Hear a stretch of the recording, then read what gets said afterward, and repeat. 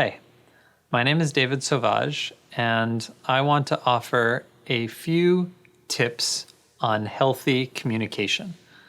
A lot of us right now are stuck indoors with people we may prefer not to be stuck indoors with for weeks at a time. And it's never been more important than right now to figure out how to communicate our needs and how to listen to their needs. So I want to offer you some tips. First, let's define healthy communication. So as I see it, healthy communication is the art of expressing your inner experience in such a way that the other person understands it. Healthy communication is the art of expressing your inner experience in such a way that the other person understands it. So there's two parts to healthy communication. The first is expressing your inner experience. If you're just expressing your inner experience, though, and the person doesn't understand it, that's not communication. And if you're not communicating your inner experience, you're misleading in some way, that's not healthy. So let's break it down. The first part, expressing your inner experience. Now, most of us, and maybe probably all of us, have been trained to mislead other people about what's happening inside. Most of us have been trained to mislead other people about what's happening inside.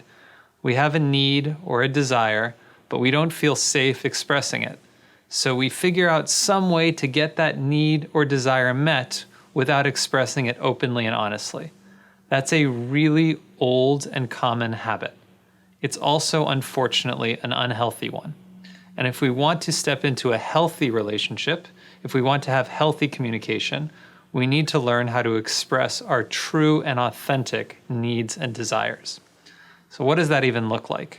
Let's say I really want my partner to stop leaving their socks on the floor. It is driving me crazy. But I don't want to say it because I don't feel entitled to say it. So I end up saying, "Don't you want the room clean? Wouldn't you prefer it clean?" This is very unhealthy communication. It's very manipulative and it's very confusing because the partner might actually hear what you're saying literally and say, "No, I don't." Or they might feel your subtle passive aggression and shut down. And you haven't gotten your needs met and you haven't been understood. So what's a healthy way of expressing this? Something like this. When you leave your socks on the floor, I go really frustrated and I get really anxious and I have this overwhelming desire to pick up the socks and throw them in the laundry. But I don't want for you to depend on me because I really want you to do it yourself. That would be a much healthier way of communicating. I have authentically expressed my own experience. Now, this might be terrifying for a lot of us, absolutely terrifying. And if that's the case, I totally understand. You want to go easy on yourself. Don't force yourself to say things that are excruciating for you if you're not ready. Try to take it a little at a time. Go for something that's kind of hard, and then practice, until eventually you're truly expressing your authentic experience. But let's also not forget about the second part. Healthy communication is the art of expressing your experience in a way the other person can understand.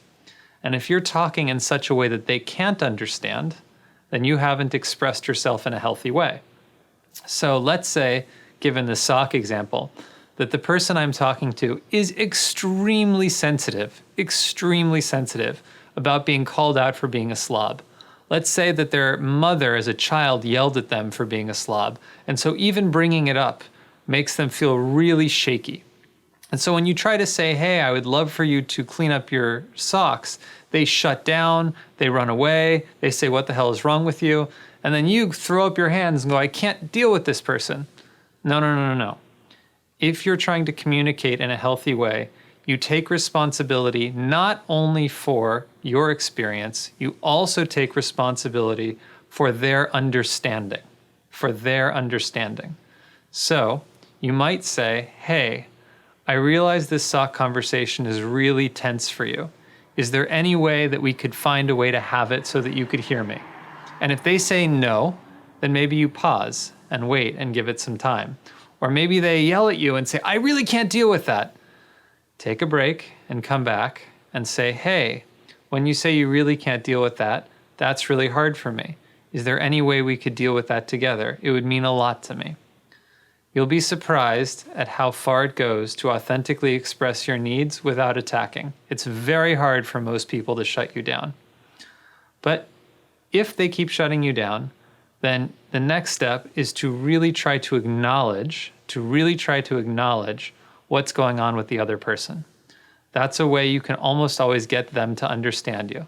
So if you say something like, hey, I realize this sock situation causes you a lot of anxiety.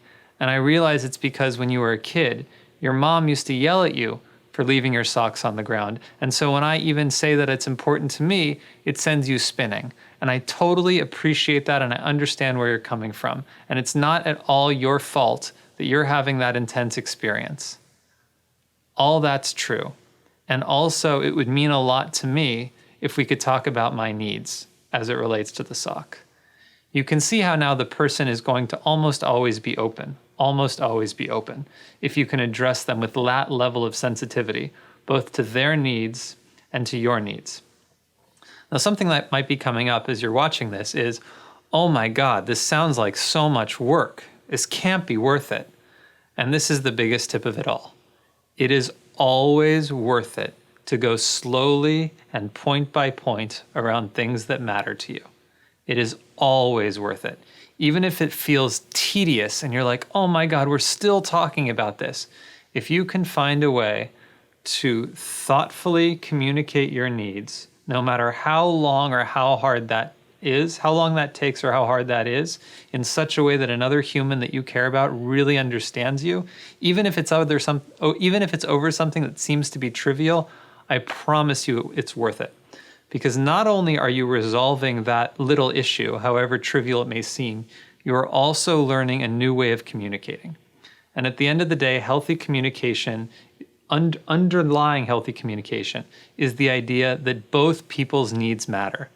My needs matter and your needs matter. My understanding of things matters and your understanding of things matter. And if you can get to a shared reality with each person's experience being fully integrated into the dynamic, then not only do you have healthy communication, but you have a healthy relationship.